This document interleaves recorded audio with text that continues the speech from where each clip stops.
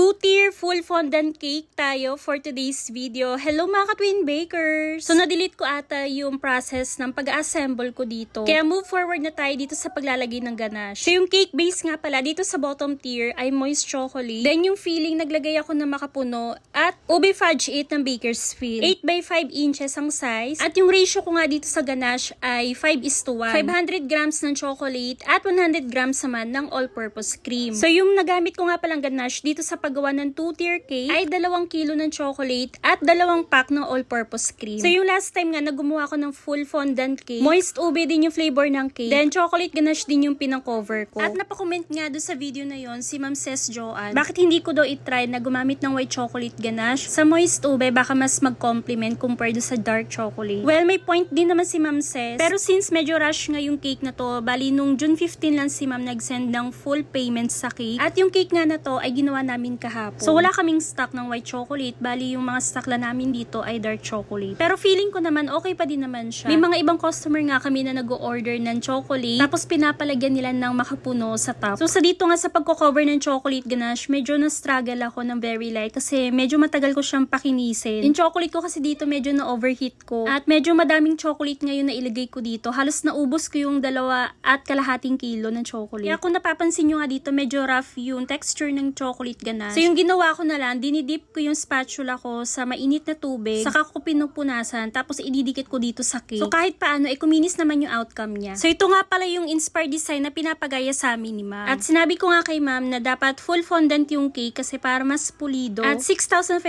nga yung binigay naming price sa kanya. At salamat naman kasi nagpabook agad sa amin si Ma'am. Diba sana all, merong galanting customer. Nag-iisang cake nga pala namin to na ginawa kahapon ni Vera. Kaya natutukan talaga namin ng mabuti at wala talagang rush na nangyari dito kahapon. Kasi 2 PM pa naman ipipick up ni Ma'am. Tapos nag-start ako gumawa nito mga 9 o'clock na ng umaga. At thank you Lord kasi saktong-sakto lang na 2 o'clock kami natapos. Then since mga dark color nga yung mga kailangan ko dito sa cake, gumamit na kami dito ni Vera ng DLA fondant. Pero ewan ko ba sa fondant na to kasi ang dami ko nang nilagay na Tylose. Pero yung consistency niya sobrang lambot pa din. Kahit naglagay na din ako ng cornstarch, hindi ko alam ko yung nabili naming fondant, ito yung bagong release. Basta sobrang lambot niya, kaya kung napapansin nyo dyan, ang dami kong cornstarch na nilagay para hindi dumikit sa mat. At nag-decide na nga ako dito na ipaneling method yung pag-cover dito sa cake para ma-achieve talaga yung sharp edge. So sa top part nga muna ako, una nagbalot. Gumamit ako ng pan na same size dito sa cake. At para makat yung excess na fondant, binaligtad ko yung cake sa kabilang cake board. Then saka ko kinat yung excess na fondant. At yung sunod ko nga na kinover dito, yung side naman ng cake. So nag-roll muna ako dyan ng fondant ng pahaba. Saka ko siya finalaten ng rolling pin. At syempre naglagay din ako ng medyo maraming cornstarch para hindi dumikit. Mamaya habang i-roll ko siya. Ayoko na kasi ng paulit-ulit. Gusto ko isang trial lang. Pero okay lang yan kasi tatanggalin ko naman mamaya yung mga excess na cornstarch. Dito sinukat ko din yung size ng haba ng cake. At saka ko kinat yung magiging size ng fondant na gagamitin ko dito. O diba kung napapansin nyo, sobrang lambot ng fondant ko dyan. Kahit na naglagay na ako ng Tylose powder. Pero okay lang, na-manage ko pa din naman siya balutan. So nagpahid nga muna ako ng shortening dyan sa cake para may pagkakapitan yung fondant. At pinagkabit ko nga lang yung 2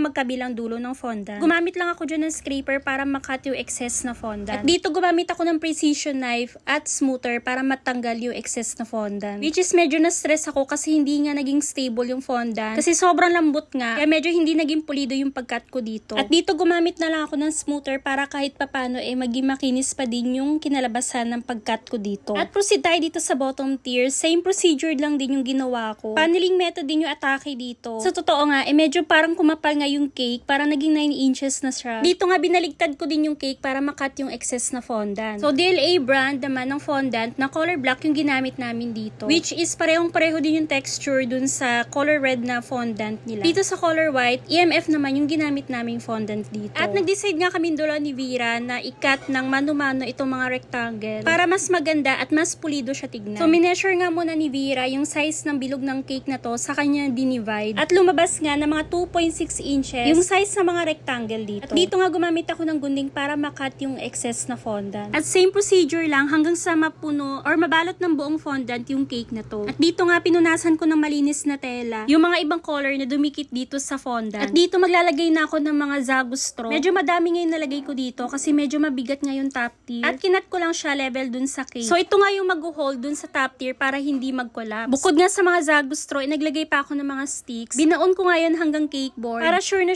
na stable nga yung cake na to. Kasi nga sa Sara Iloilo nga nila dadalhin yung cake na to. So mga halos 3 oras ngayon travel time papunta doon. At medyo malayo nga kaya inista ko talaga to ng mabuti. At bago ko nga ipatong yung top tier ay maglalagay muna ako ng center dowel.